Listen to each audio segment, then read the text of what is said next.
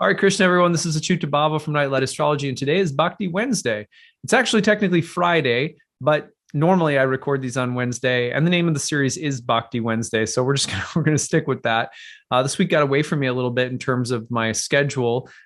We had our taxes due this week, and if any of you have your own business and you know how much of a nightmare it is to do taxes on your own, so that was, and my wife was also returning home from being in another country. I was on my own with the kids. So this week kind of was a disaster in terms of trying to get Bhakti Wednesday finished on time. So I apologize for that. It's Bhakti Friday, I guess, today, but Bhakti Wednesday will resume on Wednesdays next week. So, all right. So today we're continuing on with our study of the Nectar of Instruction by reading text number 8. So the verse goes like this.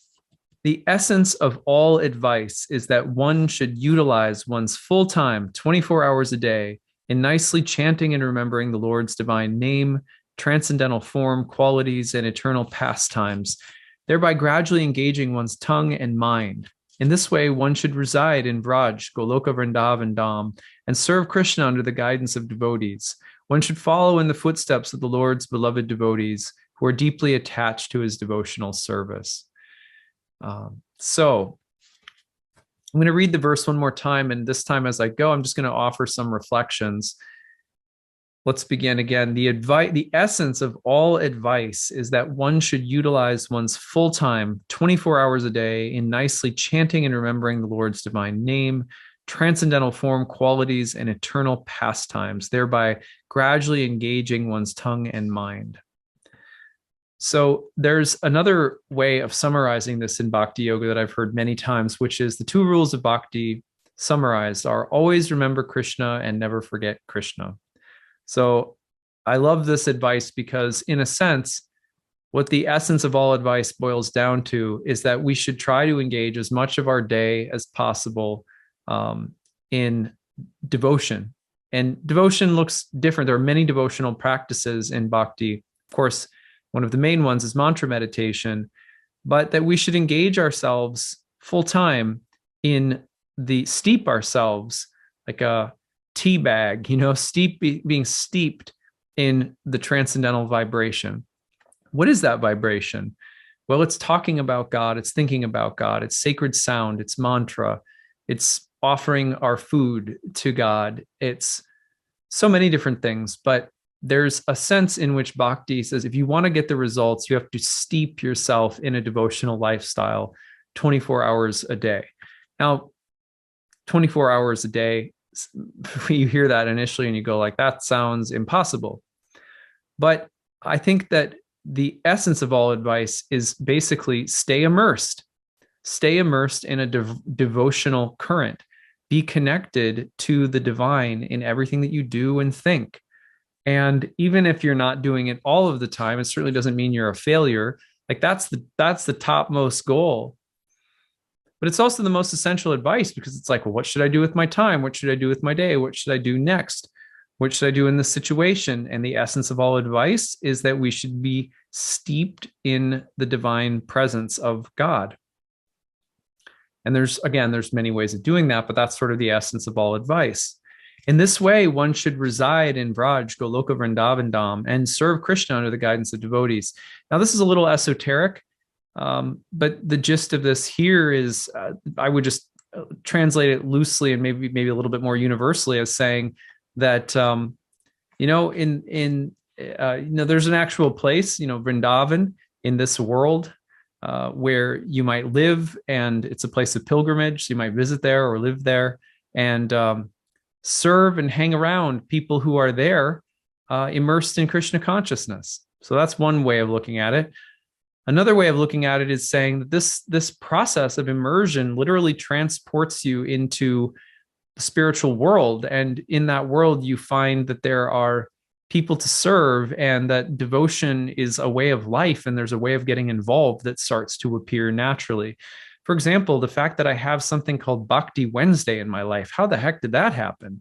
Well, it happened because I started immersing myself in the transcendental vibration of mantra meditation, kirtan.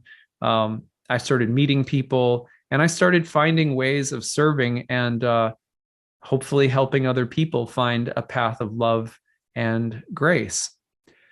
So if you immerse yourself in this, you're going to be transported to the spiritual dimension of life, I'll call it. And in so doing, you will find people who love God, who are doing things to serve God, and you'll get involved.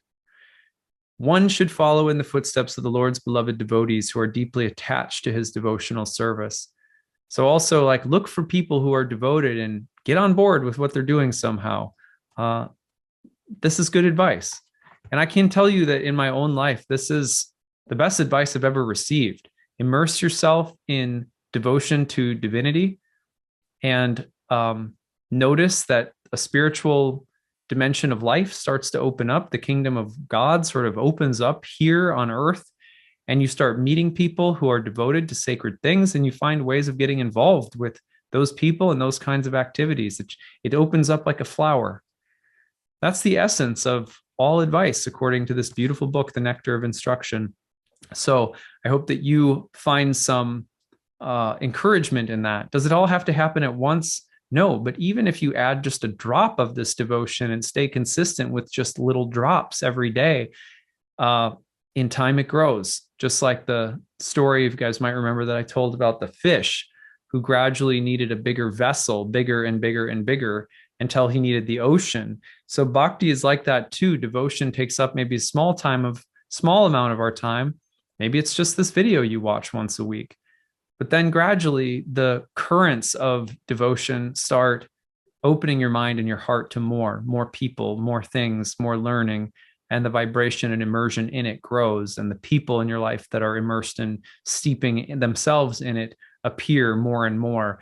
And, they say, how can you know that you're on the path home to God? You'll know it because you'll start seeing, if the God is like the sun rising in the east, you'll see the first beams of the sun before you see the sun ball coming up. And the first beams of the sun are the people who progressively are starting to come into your life that love God and are devoted to God. So the more that you start noticing, oh, look, these people, this topic, these topics, these interests are starting to appear. Those are like the little rays of the sun starting to appear in the morning before the sun comes up. So you can think about it like that too. This video, the fact that you're interested in spiritual topics at all, is like the sunrise coming up before the sun appears. So it's a good sign. Take faith, keep immersing yourself, keep the vibration going. All right, that's what I've got for you all. I hope that this was helpful. Hare Krishna.